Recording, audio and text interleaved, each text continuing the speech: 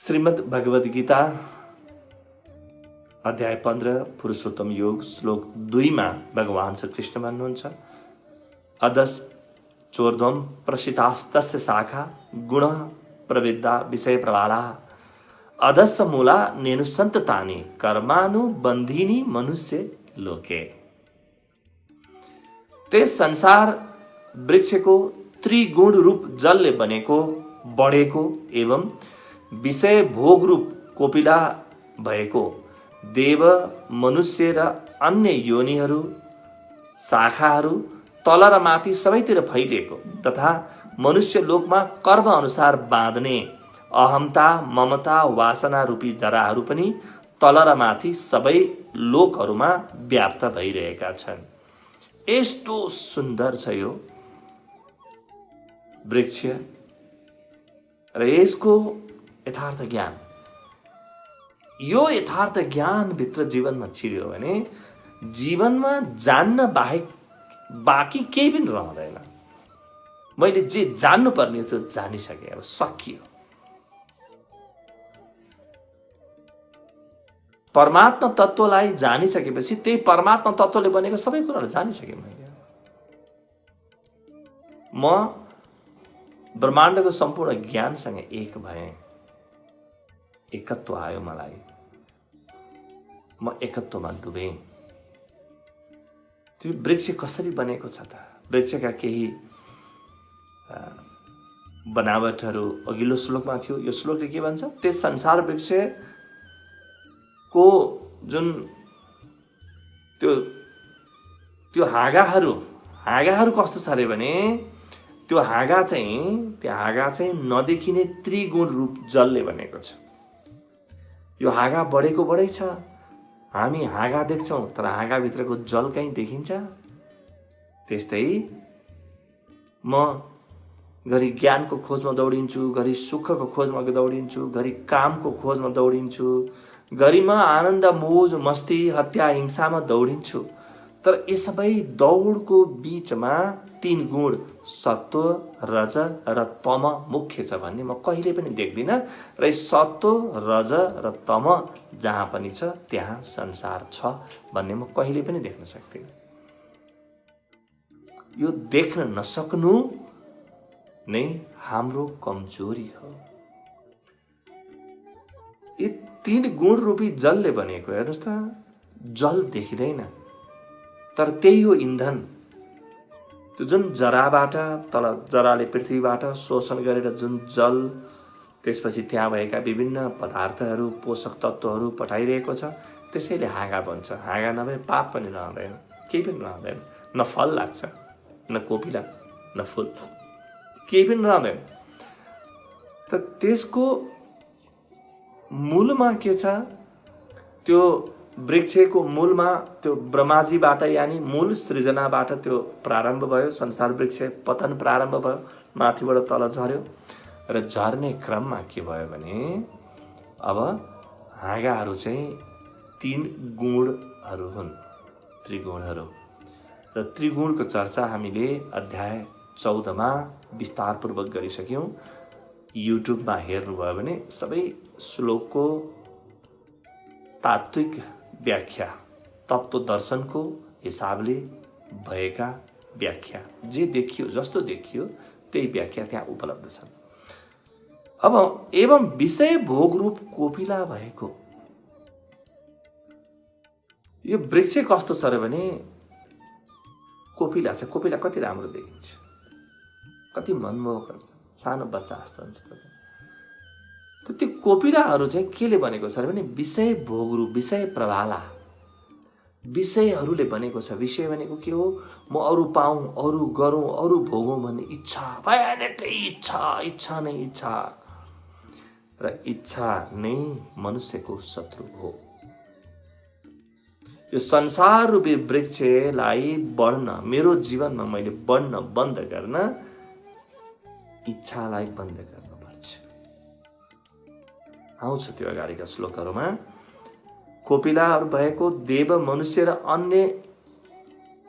अन्य योनि रूप शाखाहरू तल र माथि सबैतिर फैलिएको।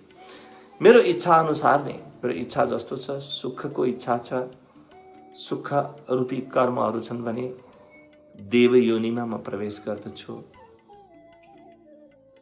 त्यसै गरी कर्मका इच्छाहरू छन् भने मनुष्य योनिमा म प्रवेश गर्दछु। कर्मानुबन्धिनी मनुष्य लोके, कर्मको बन्धनले हामीलाई बार बार मनुष्य योनिमा धकेल्छ र मनुष्यले भोग्ने दुःख सुख हाम्रो आफ्नो कर्मको कारणले भोग्नुपर्छ। र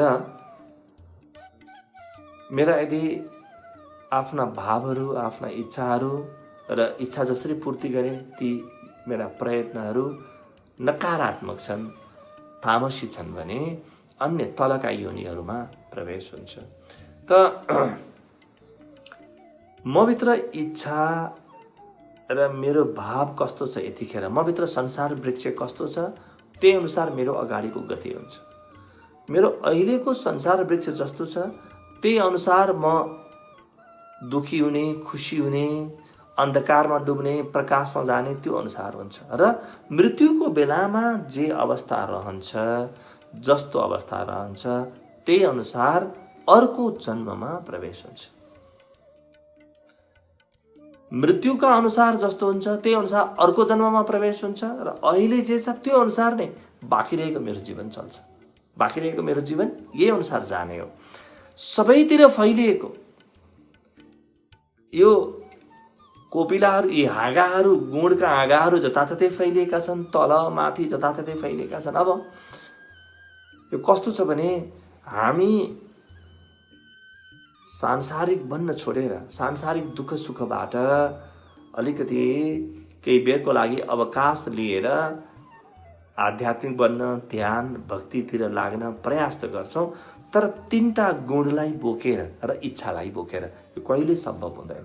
मभित्र इच्छा छ, कुनै पनि प्रकारको इच्छा छ भने म मन्दिरमा बसौँ कि घरमा बसौँ, म ध्यान केन्द्रमा रहूँ कि म जुवा घरमा, मेरो लागि बाहिर देखिने संसार फरक भए पनि भित्रको संसार रूपी वृक्ष एउटै हुनेछ।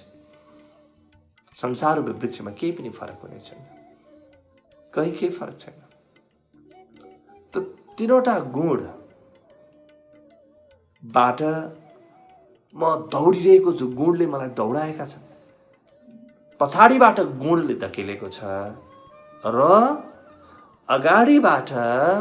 अगाडिबाट घाँस के को घाँस, हरियो घाँस देखिन्छ, विषय वासना रूपी कस्तो तीन प्रकारका, एउटा अहमता, अर्को ममता, अर्को वासना।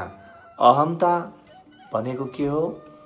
मैले आफ्नो अलग अस्तित्व थाहा नपाएर, बोध नगरेर म शरीर हुँ भन्ने अनुभव गरे भने मेरो र अरूको दुःख सुखले मलाई छुन्छ, सारा दुःख सुखको अङ्ग बन्छु। अब संसारको एउटा बाढी हुन्छ नि, त्यो बाढीमा बगेको हुन्छु, घरि म ढुङ्गामा ठोकिन्छु, घरि एकछिनलाई म अलिकति बग्ने सास फेर्ने अवसर पाउँछु, फेरि अर्कोतिर ठोकिन्छु, फेरि अर्कोतिर ठोकिन्छु, चोट लागेको हुन्छ। संसार रूपी भेलमा बगेपछि यसबाट पार पाउने उपाय छैन। त्यस कारणले अध्यात्म के भन्छ त भन्दा, मैले देखिने आवरण, मेरो लुगा, मैले धारण गर्ने, बाहिरबाट धारण गर्ने कलेवरहरू, मेरो कर्महरू, यिनमा परिवर्तन होइन। भित्र गुणभन्दा अलग गुणातीतलाई चिन्ने प्रयास र इच्छा यानी अहमता, ममता र वासनाबाट अलग हुने प्रयास मात्रै अध्यात्म हो। तीन गुणभन्दा अलग म छु भन्ने गहिरो अनुभूति, साक्षीको अनुभूति हो यो। गुणलाई आफूभन्दा भिन्न देख्नु। गुणा नेता नति त्रेतिन देही देह समुद्भवान जन्म मृत्यु जरा दुखेर विमुक्तो मृतमश्नुते 14-20। त आफूलाई गुणभन्दा अलग देख्नु र अगाडिबाट इच्छाहरूले जुन तानिरहेका छन्, त्यो इच्छाहरूले किन तान्छन्? म आफूलाई शरीर हो भन्न ठान्छु। त शरीरका आवश्यकता मेरा आवश्यकता भए, आफै अचानक आवश्यकताहरू भए। स्वत जुनसुकै प्रकारको आवश्यकता, मलाई यस्तो होस् भन्ने भयो भने नि, मलाई यस्तो होस् भन्ने इच्छा भइन्जेल व्यक्ति धार्मिक हुँदैन। मलाई यस्तो होस् भन्ने इच्छा भइन्जेल व्यक्तिको जीवनमा शान्ति आउँदैन। त्यसै कारणले मेरो शान्ति रोकिरहेको छ। मलाई यस्तो होस् भनेर नै म अशान्त भएको छु। म अशान्त भएको कारणै त्यही हो। म भित्र रहेका प्रकृतिका 3वटा गुणहरू त्रिगुण र यी इच्छाहरूले मलाई धकेलेका छन्। त्रिगुणले पछाडिबाट धकेलेका छन्। जस्तो कसैले गाईलाई डोराएर लगिरहेको छ, त आधा बुद्धि छ भने पछाडिबाट लौरो मात्रै हान्छ व्यक्तिले। 3 गुणले हामीलाई लौरोले हानिरहेका छन्। तर अलिकति बुद्धिमान व्यक्ति रहेछ भने अलि अगाडि त्यो एक मुठा हरियो घाँस देखाउँछन् गाईलाई। अब त्यो गाई दौडेको दौडै गर्छ। त्यो घाँसको लोभले गाई दौडिन्छ। त्यो घाँस के हुन्? मेरा इच्छाहरू हुन्। उतातिर इच्छा, यतातिर 3टा गुण। यी तत्त्वहरूबाट निवृत्त नभइकन म शान्तिमा, आनन्दमा र ईश्वरको अनुभूतिमा प्राप्त गर्न सक्दिनँ। अब 3 गुणको घोडामा चढेर इच्छारूपी घाँस खान दौडेको व्यक्ति म नास्तिक हुँ, म आस्तिक हुँ भनेर के अर्थ रह्यो? कहीँ केही अर्थ छैन। यहाँ न कोही नास्तिक छ, न कोही आस्तिक छ। यहाँ सब एकै प्रकारका छन्। तर त्यो व्यक्ति जो आफ्नो मूलमा रहेको एक ईश्वर तत्त्वतः चिन्नलाई हिँड्यो, त्यो व्यक्ति स्वतः आस्तिक हुनेछ। स्वतः हुनेछ। त्यो मूल यानी सहस्रारभित्र लुकेको त्यो परम ओमकार तत्त्व, त्यो विराट तत्त्वलाई जसले खोज्यो, जसले त्यससँग प्रेम गर्यो, त्यससँग सानिध्य जसले बनायो, जो त्यसमा डुब्यो, त्यो व्यक्ति संसार रूपी वृक्षबाट अलग हुन्छ। अब कर्म अनुसार बाँध्दछन् र यसका यो कस्तो छ भने यो हामीलाई बाँध्ने हाम्रा कर्मले हो र कर्म अनुसार कर्मले चाहिँ अहमता, ममता र वासना रूपी जराहरू तल र माथि सबै लोकमा व्याप्त भइरहेका छन्। अहमता यानी देहाभिमान जुनलाई भनिन्छ, ममता यानी यो मेरो हो भन्ने भाव, र वासना यानी अरू मैले पाऊँ भन्ने भाव। यी 3टा भाव रहिन्जेल संसार वृक्षको अङ्ग बन्नुपर्छ। संसार वृक्ष भन्दा भिन्न पृथक तत्त्व परमात्मा तत्त्व जुन छ, त्यो तत्त्व कहिले पनि अनुभूतिमा आउँदैन। अब थोरै यी 3वटा विषयहरूलाई अझ उब्काउँ, अझ पर्खेलौँ ल। शरीर जुन छ यो एउटा भ्रमको पोको हो। शरीर भ्रमको पोको हो। शरीर सत्य होइन। शरीर देख्दा मात्रै शरीर जस्तो छ, तर यसको तत्त्वतः भित्र गएर हेर्ने भने त्यो मूल परमात्मा तत्त्व जताततै फैलिएको छ। शरीर तत्त्व मात्रै देख्दाखेरि म पनि अरूलाई शरीर देख्दछु, फलानु मर्यो, फलानु बिरामी भयो, फलानु यस्तो भयो भन्ने म देख्दछु। कोही मर्छ भन्ने मलाई कसरी ज्ञान हुन्छ र अरूको मृत्युबाट म दुखी किन हुन्छु? मेरो मृत्युबाट दुखी भएको होइन, आफू त मरेको छैन। म किन दुखी हुन्छु भने म पनि आफूलाई शरीर भन्न ठान्छु, त म पनि मर्दो रहेछु भन्न ठान्छु, त्यसले मलाई दुखी बनाएको। जुन दिन म शरीरभन्दा पृथक छु भन्ने थाहा हुन्छ, त्यस दिन सबभन्दा ठुलो मुक्ति जीवनमा आउँछ। त्यो मुक्ति कुनै सामाजिक, राजनीतिक, आर्थिक मुक्तिभन्दा विराटतम हुनेछ। यो हो अन्तिम मुक्ति, यो हो महामुक्ति, यो हो युञ्जित मुक्ति। शरीर मोह भन्ने भावलाई छोड्दै छोड्दै जाने, यसलाई ध्यान बनाउने। म शरीर होइन भन्ने तत्त्वलाई जीवनमा अगाल्दै जाने। म शरीर होइन। जति पनि सम्बन्ध बनाएको छु मैले, र सम्बन्धको कारणले दुःख सुखको जुन अनुभूति छ, अनुभवहरू छन्, संसारले मलाई जसरी बगाइरहेको छ, त्यो शरीरसँग एक भएर नै बगाएको हो। अरू त कुनै कारण छैन। म डराइरहेको छु किन? मृत्यु कसको हुन्छ? शरीरको हुन्छ। रोगीको हुन्छ, शरीर हुन्छ। दुःख सुखको अनुभव कसको हुन्छ? शरीरको हुन्छ। जाडो गर्मीको अनुभव कसको हुन्छ? शरीरको हुन्छ। कसैले मान गर्यो अपमान गर्यो, कसको मान अपमान हुन्छ? शरीरको मान अपमान हुन्छ। त्यहाँभित्र रहेको त्यो सच्चिदानन्द तत्त्वको त न मान हुन्छ न अपमान हुन्छ, केही पनि त हुँदैन। त सच्चिदानन्द तत्त्व देखेको छैन, त्यो परमात्मा तत्त्व देखेको छैन, शरीर मात्रै देखेको छ। त नानाविधि सिद्धान्त बनाएको छ। शरीरसँग सम्बन्धित सबै सिद्धान्तहरू 100% गलत हुन्छ। कुनै पनि सिद्धान्त यहाँ यो सही हो यो गलत हो भन्ने कुरै हुँदैन। शरीरको भाव नै, शरीरको बोध नै मूलतः गलत हो भने यससँग सम्बन्धित सारा ज्ञान गलत भयो। अब आफै यसलाई इन्कार गर्न सक्नुपर्छ। गहिरोमा इन्कार गर्न सक्नुपर्छ। शरीरको आफ्नो धर्म हुन्छ, खाने पिउने इत्यादि, तर न खानु न पिउनु न सुत्नु न उठ्नु त्यो मेरो स्वभाव होइन। मेरो स्वभाव त भित्रको परमात्मा तत्त्वको स्वभाव हो। त्यो बाहेक अरू कुनै स्वभाव हुनै सक्दैन। त यो अहमता, शरीर नै म हो, म नै शरीर हो भन्ने भाव, यसले हाम्रो शरीर अत्यन्तै थिचिएको छ। जतिखेर पनि शरीर कसरी राम्रो हुने, कसरी बुढो नहुने, कसरी दुब्लाउने, कसरी भर्ने, कति बोझले थिचिएको छ यो शरीर। कसरी हल्का अवस्था शरीर सारा अध्यात्म भन्छ कि देहाभिमानबाट रोग जन्मिन्छ।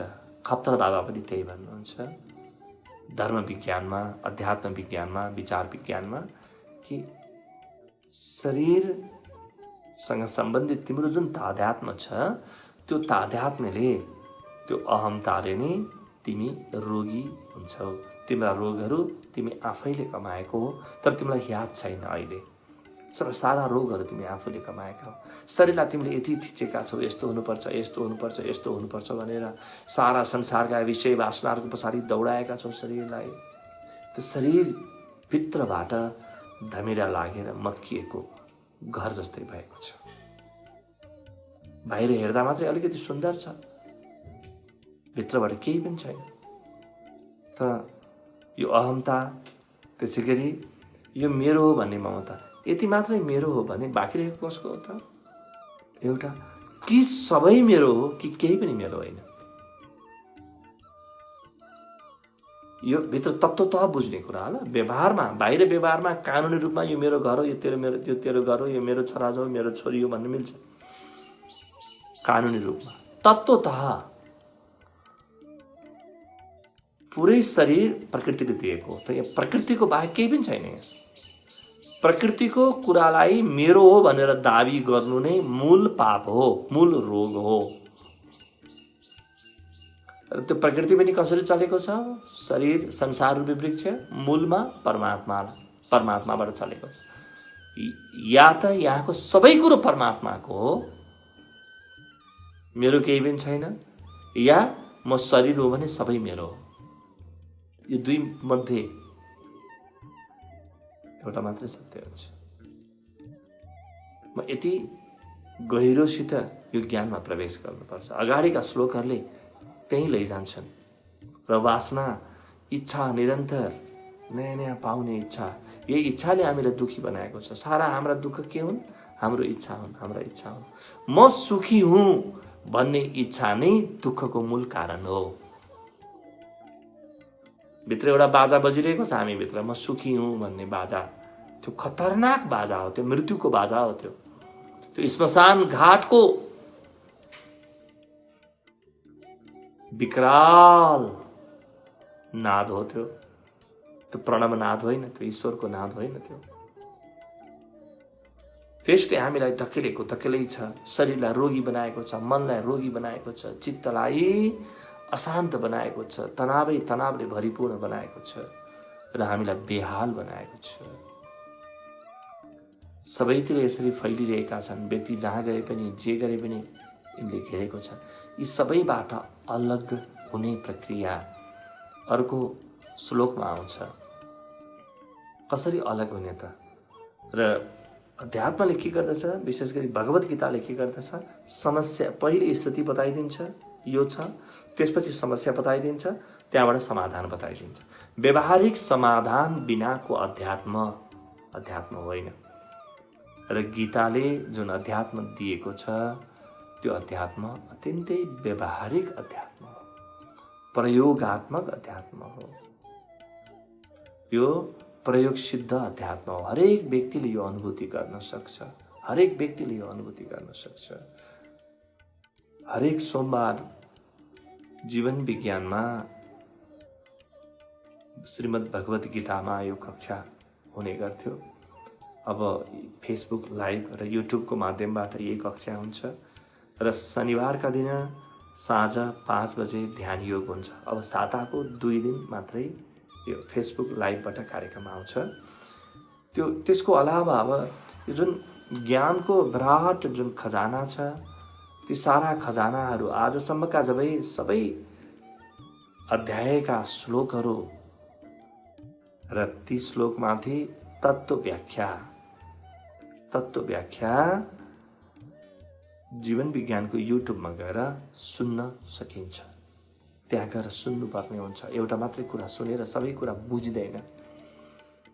र मैले तत्त्व व्याख्या भने किनभने अध्यात्मले भन्छ कि देखिने वेद त 4वटा छन्, तर नदेखिने 5औं वेद छ जुनलाई तत्त्व वेद भनिन्छ। त्यो अनुभूतिमा मात्रै आउँछ। त्यो तत्त्व वेदलाई खोदल्नु छ, त्यो तत्त्व वेदलाई जान्नु छ, आफ्नो जीवनको अङ्ग बनाउनु छ। यी सूत्रहरूलाई कसरी आफ्नो जीवनको अङ्ग बनाउने? जीवन विज्ञानका युट्युबमा ध्यानका विधिहरू पनि उपलब्ध छन्। प्रयोगात्मक रूपमा अनुभव गर्न सकिने गरी विधिहरू उपलब्ध छन्। यो महान ज्ञान जुन ज्ञानसँगै जीवनका सारा दुःख, अशान्ति, तनाव, चिन्ता, डर सदाको लागि समाप्त हुन्छन्। यो ज्ञानबाट आफूलाई वञ्चित राख्नु हुँदैन। हरेक दुःखले हामीलाई जगाउनुपर्छ र हरेक सुखले पनि हामीलाई जगाउनुपर्छ। यो गलत हो है। यो संसारलाई निचोरेर सुख लिन्छु यानी म खतरनाक मान्छे रहेछु भन्ने बुझिएको छ। एक सच्चिदानन्दको आश्रय बेगर न सुख छ न दुःख छ। दुःख उबाट अलग हुनु हो, सुख उसँग एक हुनु हो। यो बाटोमा हामी हिँड्नै पर्छ। कहिलेसम्म संसारको कहाली लाग्दो अवस्थासँग एक भएर बाँचिराख्ने। भगवत गीता त्यसैको निमन्त्रण हो र जीवन विज्ञान पनि त्यसैको निमन्त्रण हो। यसका साथै आजको यो कक्षाबाट हामी बिदा लिन्छौँ। हरि ओम।